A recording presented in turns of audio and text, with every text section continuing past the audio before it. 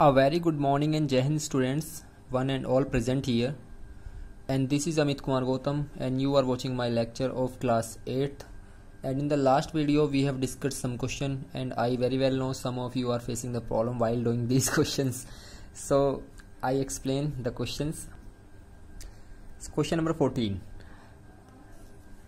Please all of you see your worksheet, the last one worksheet. Question number 14. Lakshmi is a cashier in a bank. She has currency notes of denominations of rupees 100, rupees 50 and rupees 10 respectively. The ratio of the number of these notes is 2:3:5. The total cash with Lakshmi is rupees 4 lakh. How many notes of each denominations does she have? Right? So चलिए पहले बात करते हैं कि लक्ष्मी के पास किस किस तरह की करेंसी है. She is having rupees 100 note, rupees 50 note and rupees 10 note and the ratio of the number of these notes is 2:3:5. चलिए तो देखते हैं solution of question number 14 in worksheet. Right,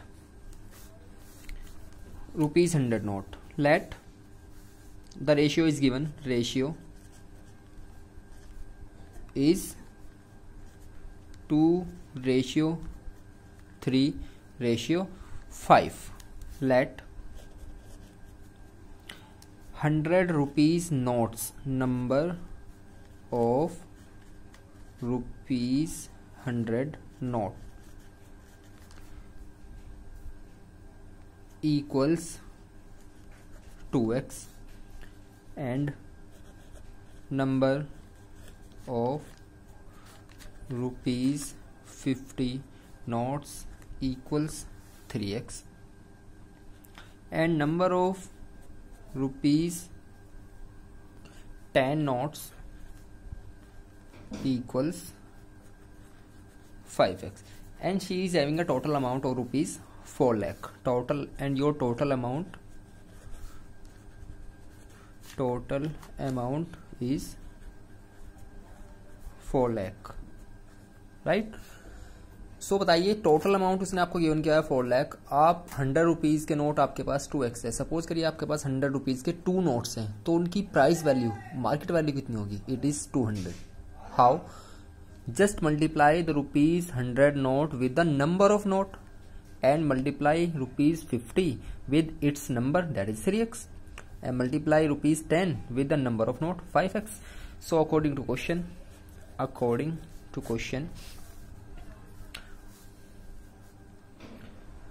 100 multiply with its number of notes, it is 2x, plus 50 with number of notes, it is 3x, and plus rupees 100 with number of notes 5x, and your total amount is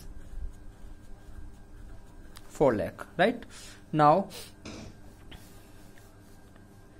x 100 into 2, it is 200x. 50 into 3, it is 150x. 10 into 5, it is 50x equals this. Right? Now 50x and 150x, it is 200x, and you are also having 200x. 200x plus 200x equals 400x. Now we are familiar with this because this is a linear equation and we have already discussed about linear equations. How can we remove 400? We have to remove 400 from here. So just divide by 400 from both side. मैं उसे mention नहीं करूंगा हर बार, वो आपको ही लिखना है. तो divide 400 on both sides. We get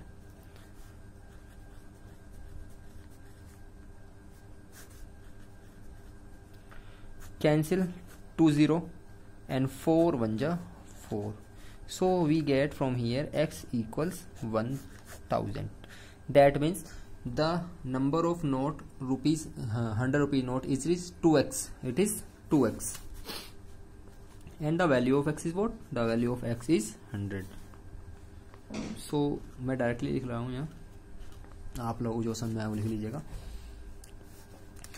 And ₹50 note is 3x and value of x is 1000 and this will be 3000 and number of 10 rupee note is 5000.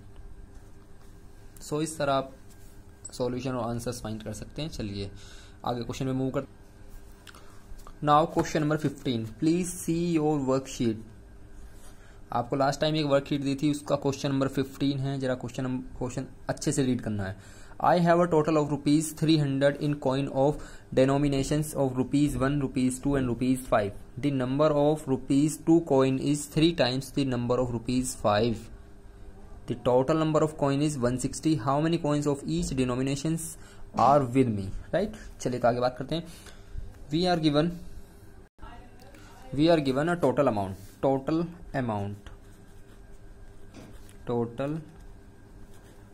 amount is ₹300, right? And there are 1 rupee coin, 2 rupee coin and 5 rupees coin. In the next line we are given the number of ₹2 coin is 3 times to the number of ₹5 coin. Number of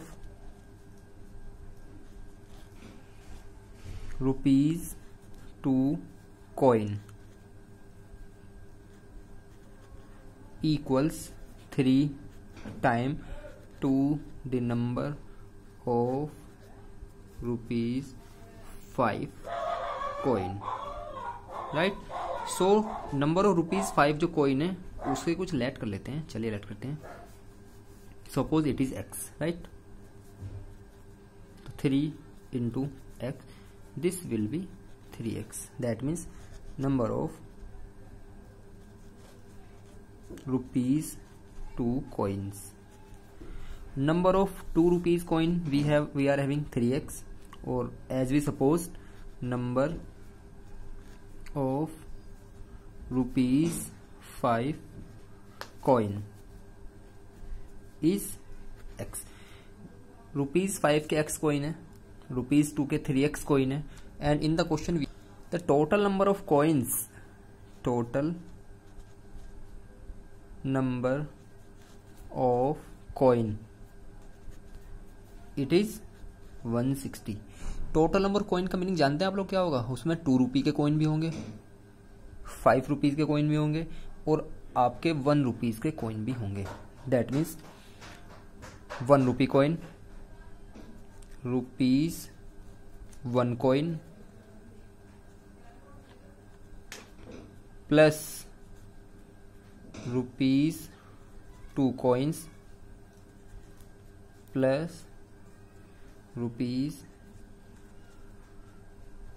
₹5 coins. इन सबके coins के number, उनका सम 160 it is given, right? And we are having ₹2 coin. ₹2 coin is what? ₹2 coin is 3x. ₹5 coin is only x. So from here we get total number of coins of ₹1. Just put the values. So ₹1 coin, ₹1 coins plus ₹2 coins coin. ₹2 के कितने coin है हमारे पास? 3x. ₹5 के कितने coins हैं? Single x. And total coins are 160. So ₹1 coins plus 3x and 1x, it is 4x equals 160. So now we are having ₹1 coins equals, interchange this 4x to right side. जैसा कि मैंने आप लोगों को पहले बताया था, जो भी इसकी साइड होती है उसका साइन चेंज होता है. It is positive in left hand side, so it change into negative sign to the right hand side, right? Now we are having ₹1 coin. This is the number of ₹1 coin. This is the number of ₹2 coin, and this is the number of ₹5 coin. And we are having total amount of ₹300. Now according to question, पहले ध्यान सुनिएगा. अगर आपके पास 1 rupees के 5 coin है, right, तो total amount कितना हो जाने वाला है उनका? ₹5 हाउ, बिकॉज 1 की आपने 5 के साथ मल्टीप्लाई की, ₹5, right. Suppose you are having 10 coin of ₹2, तो इसका मार्केट वैल्यू कितना होगा?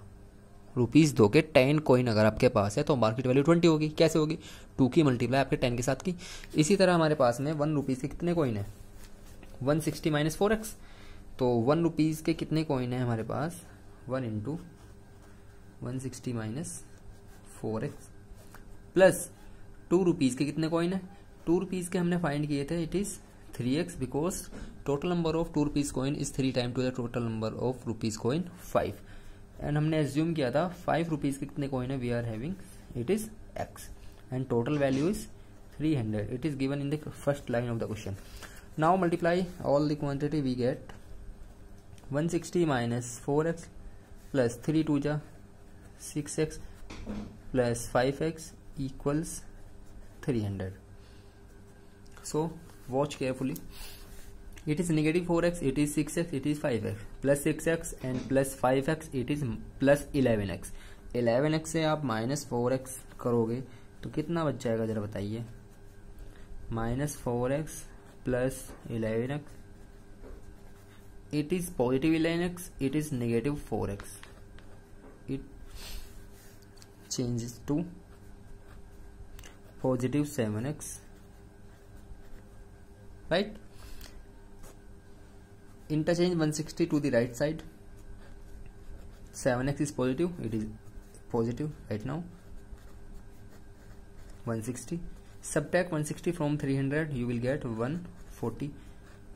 And you very well know how can we remove 7 from this side? We have to divide by 7 from both sides.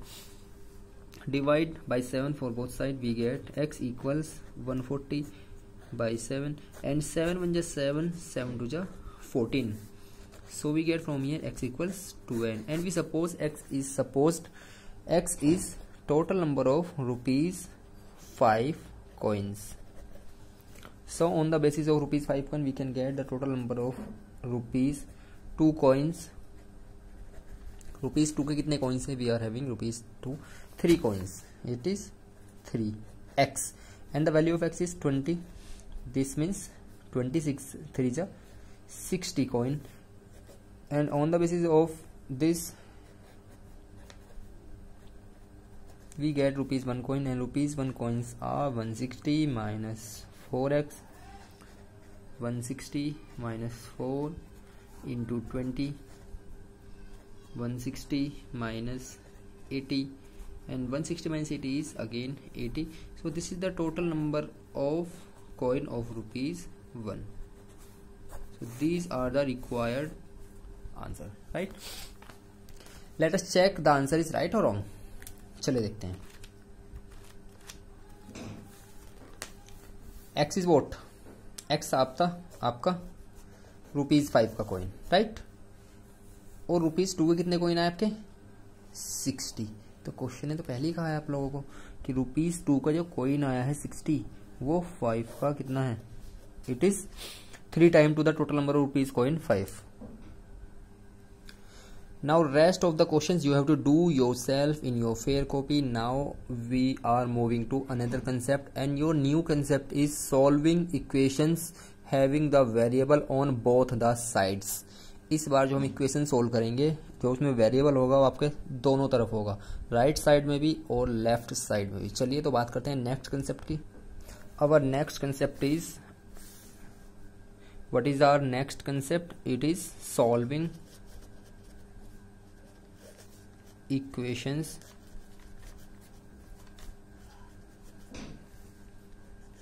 having the variable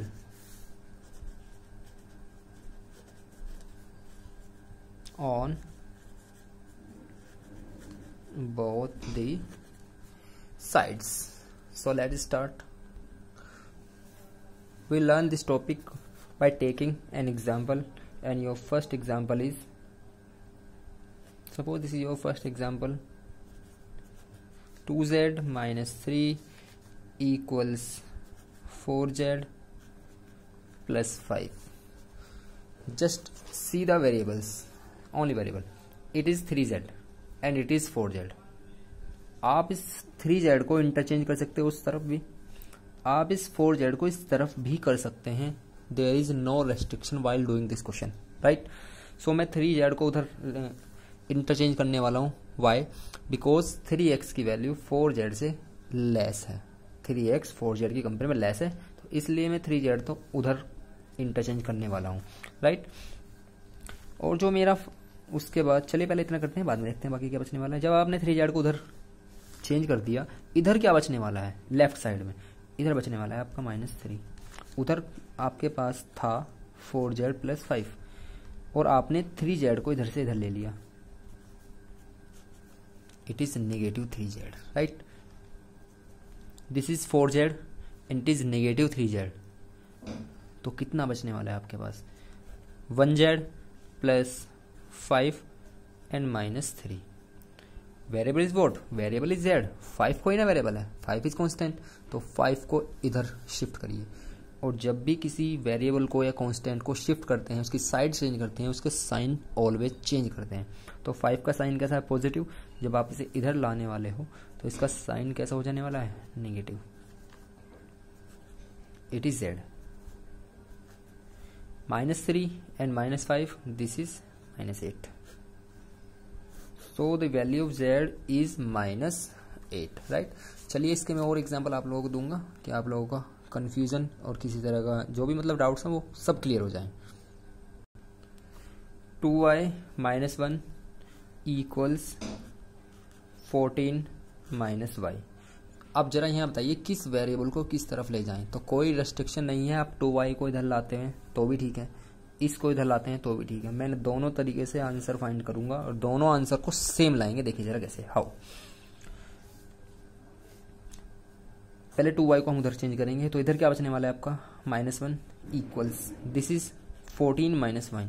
जो आपकी right hand side है, it is 14 - y। आपने 2y को उधर shift किया और इसका sign है पॉजिटिव। जब इधर शिफ्ट होगा तो हो जाना है नेगेटिव। जब इसी क्वेश्चन में हम इस बार y को इधर शिफ्ट करेंगे तो जरा तब देखिए क्या बचने वाला है। इस बार आपकी लेफ्ट साइड में क्या था?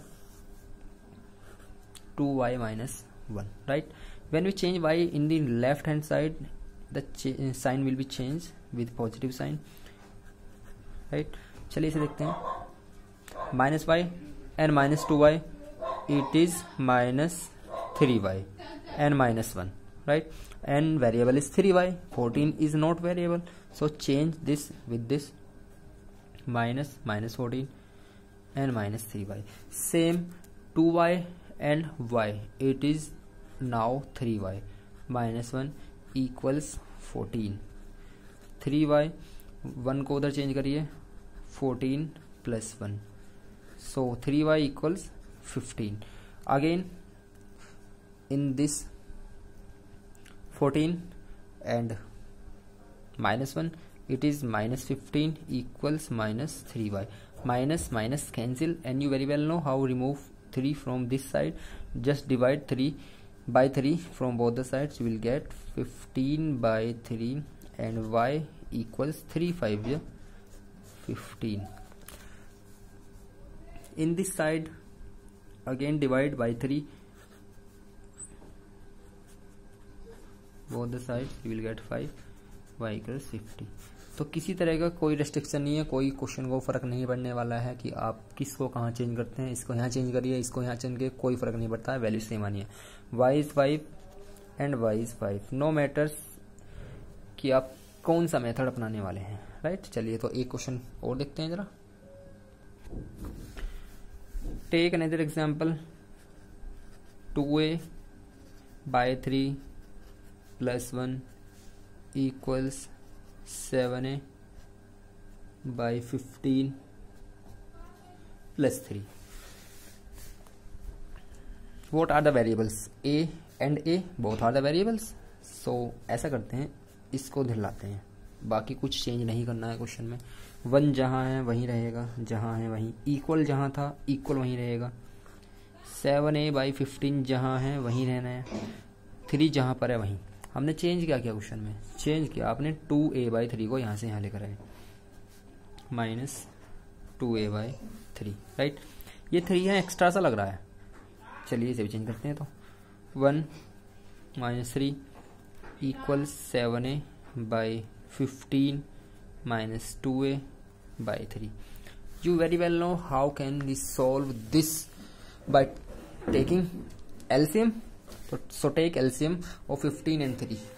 15 और 3 का LCM लेंगे, चलिए देखते हैं 15 और 3 का LCM कितना होता है. 15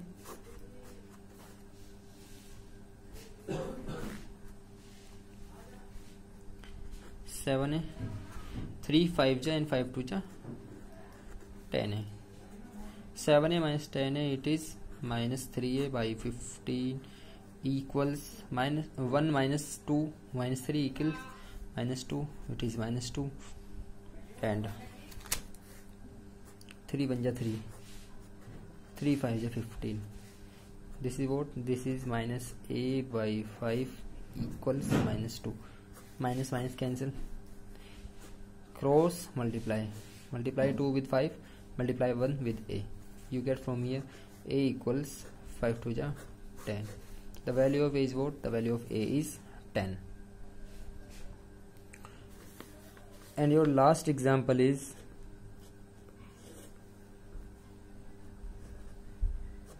(2s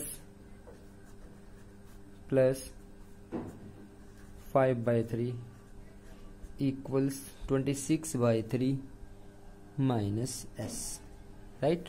चलिए देखते हैं, बताइए जरा आप लोग किसको किधर ले जाना चाहोगे. मैं तो s को इधर लाना चाहूँगा. So interchange s to the left hand side. We get from here there is no change in this side. 2s plus 5 by 3 minus and this will be positive s and it is 26 by 3. Now interchange 5 by 3 to this side. We get 2s plus s equals 26 by 3 minus 5 by 3. It is 2s and plus s. It will be 3x. Sorry, it is 3.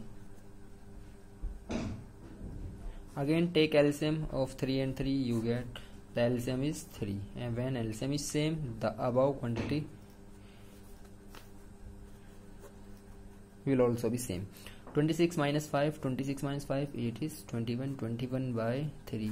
Divide 21 by 3 and 3 7 ja 21 and 3s equals 7. This implies that